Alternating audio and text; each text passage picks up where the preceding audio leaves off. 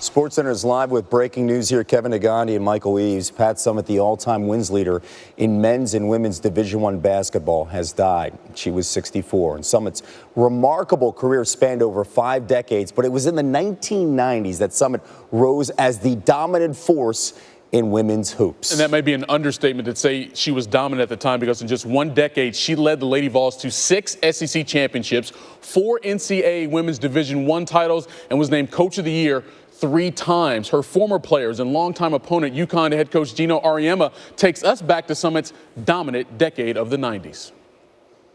Could she play for herself? Maybe.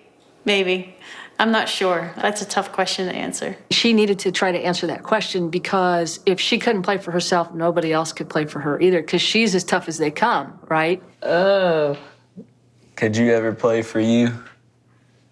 I think I could. Really? No, she probably couldn't play for herself. Come on. What? Yes.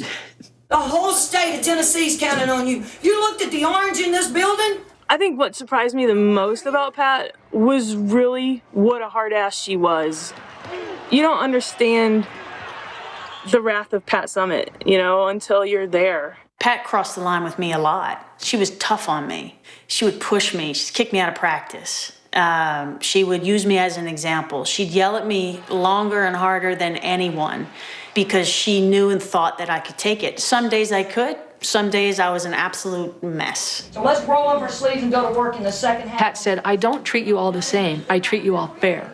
She didn't ever ask us anything that she didn't first do herself. And to me, she led by example. She just laid the groundwork, I think, for where women's basketball is today. I think she's the reason why we now have big-time salaries. We now play in big arenas. The court in Thompson Bowling Arena will be called the Summit. She was always trying to get more games publicized. She was always trying to get a Tennessee game on television. Pat Summitt was so key on helping grow the game.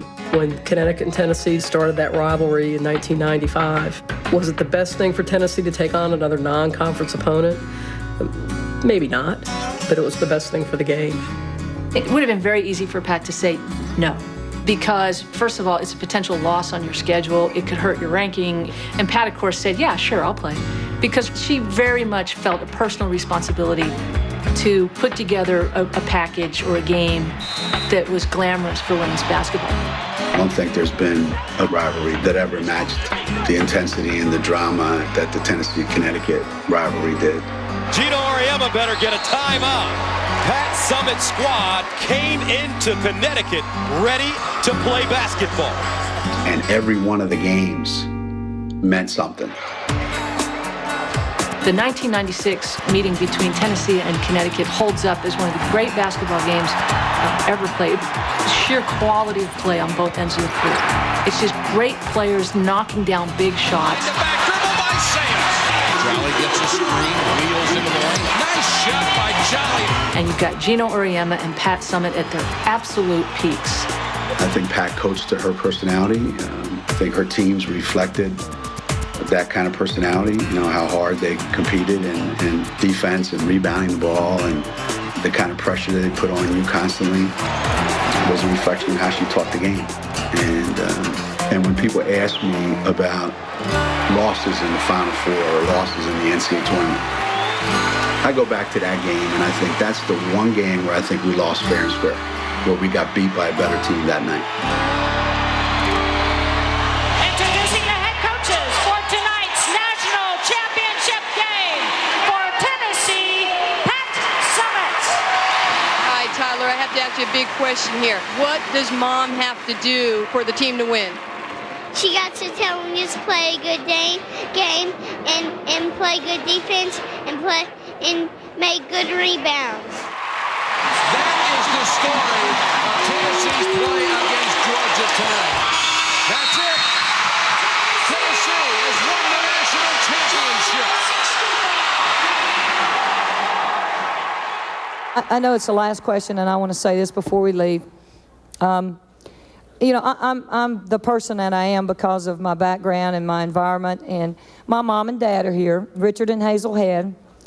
my family has supported me so much, and it's just meant more than words can express. And today, to tell you how big it was, my father hugged me and kissed me for the first time in 43 years. Thank you, Dad. And even then, even when Richard did that, he said, now I love you and I don't want to hear anything else about it. The 97 national championships, definitely the championship I take the most pride in as a player. You know, the fact that we had fallen out of the top 10. We set almost every negative record that any Lady Vol team had set in 20 years. Well, we lost 10 games. That's unheard of for a University of Tennessee Pat Summitt coach team. Whew, it was tough. Pat understood. She might absorb 5 or 10 losses in a season, but she understood that by the time her kids got done with those experiences, they would elevate. And she does one of the great virtuoso underdog coaching jobs, and they come out of nowhere and they win the championship. And for Pat Summitt, her 5th national championship in 11 years. The 98 team, I don't even know why we were sitting on the bench. They were so good. As coaches, you could sit back and enjoy and watch a beautiful team play great basketball. We had the opportunity to pick up the Meeks, Tamika Catchings and Samika Randall, to go with Shamiqua. I think it was the best team ever. They go 39-0. They're winning games by an average of 15, 20 points. The greatest thing Coach Summitt was able to do was to get us to play for each other with all that talent, for us to sacrifice for one another. You know, one of the hardest things in the world to do is to coach an undefeated team all the way to the finish line. The pressure just mounted and mounted and mounted and mounted. And then when we played North Carolina, that was our toughest game. Tennessee in trouble, down by 12. Come back to the bench, timeout. Pat grabbed Kelly like dude, slammed it on the ground. She sits down and she starts yelling at us, like we're not gonna lose this game. And we didn't come this far in our season to get to this point to lose. But it's like at that moment, like the light bulb went off.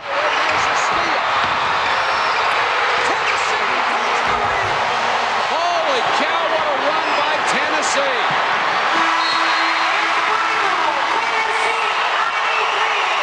And she's coming off the court, and she said, we just won another national championship. She knew right there when she beat North Carolina, she knew no one was going to touch them in the Final Four. And Tennessee is perfect. Are they the best team in college basketball history? You bet. Those 3 years, you really get to see why she's the greatest coach who ever lived. You get to see just how good Pat is. Those are my first memories. So I grew up 1996, 1997, 1998 thinking that, hey, this is how we do things. Mom wins championships every year. Whether it's 1996 or 2007, it was always that 10-second twirl of the net. But then right when she got down and she went back in the locker room, even if we just won the national championship, she's thinking about next year. If there's one thing I'm in awe of with my mom, it's that she just kept going no matter what happened. She never carried her personal problems to work. She got divorced while she was winning 2 national championships. Nobody's ever known what Pat was struggling through. No matter if her dad passed away, no matter if it was a divorce, no matter what it was, she just kept going. She was ready the next day. Every day she was ready. She was up. Just like getting up to milk cow. She was there. It was going to happen like it or not. And she would go to practice. Didn't matter if it was a good practice, bad practice, whatever. She came home. She cooked dinner. If we were sitting and watching film, then we did that. If not, she tucked me in every night and told me she loved me. And it was just every night, every night. She was not going to compromise on that. I've said this before, Kevin, in sports, we often use the word legend, sometimes a little too loosely. Yeah. True legend, once in a generation talent as a basketball player and as a basketball coach, clearly. What stood out to me when you hear from her former players and her former rivals, they all spoke with her in a reverence, almost, with love and respect. And that says so much about her as a person, more than what she accomplished on the actual basketball court. Pat Summitt, again, true legend in every sense of the word. Pioneer, set the bar very high for everyone. Opened doors for many, many people across the board. And